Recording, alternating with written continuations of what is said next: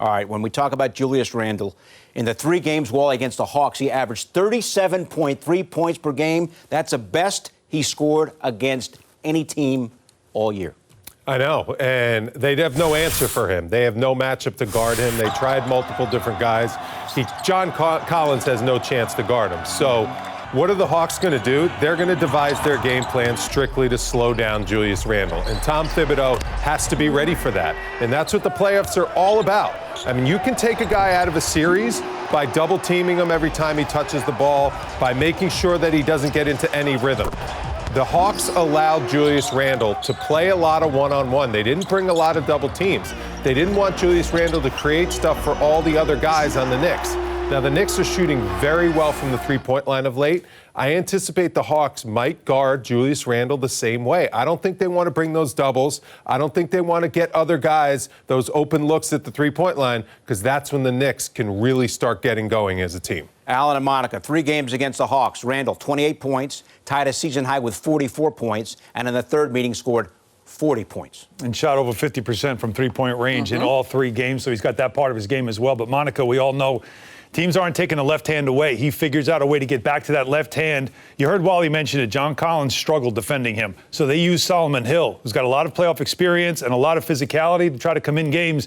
You almost want that because he's not going to bring the offense that John Collins can bring. It's true, and Julius makes teams pay when they foul him, right? Like, you don't want to give up a shot. In game 2, I believe he was 9 of 12 from the free throw line, and so we've seen him distribute the basketball. So the double could be very, very costly with the way that this team is shooting for sure.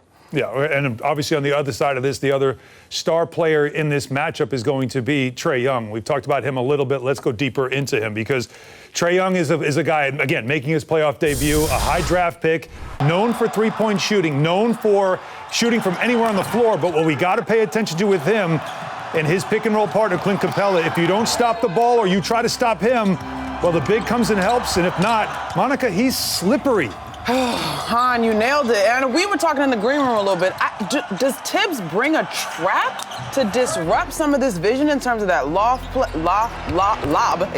he's able to toss up? It's going to be, how are you going to stop this one?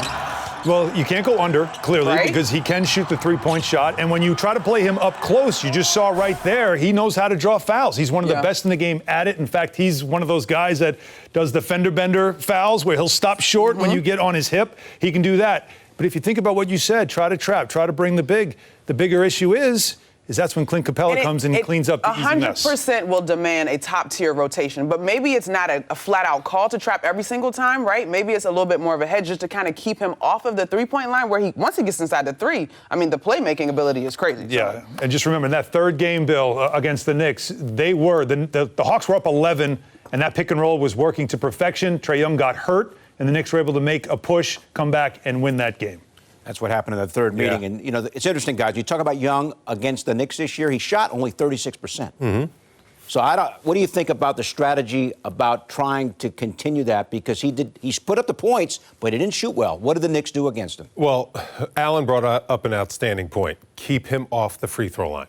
I mean, he is a parade to the free throw line with the way he flails. He's very smart at getting to the free throw line. So first thing the Knicks have to do is not bail him out. Let him get to that free throw line, make him earn all his points. Because they have defenders that have good size. And I like size on Trae Young. Don't allow him to shoot over guys because he's not very tall. He needs a little bit of floater game to get into the paint in order to get his shot up. If he has someone like Peyton draped all over him, if he has someone like maybe Bullock at times who has size and height, he's going to bother him when he grazes up to shoot.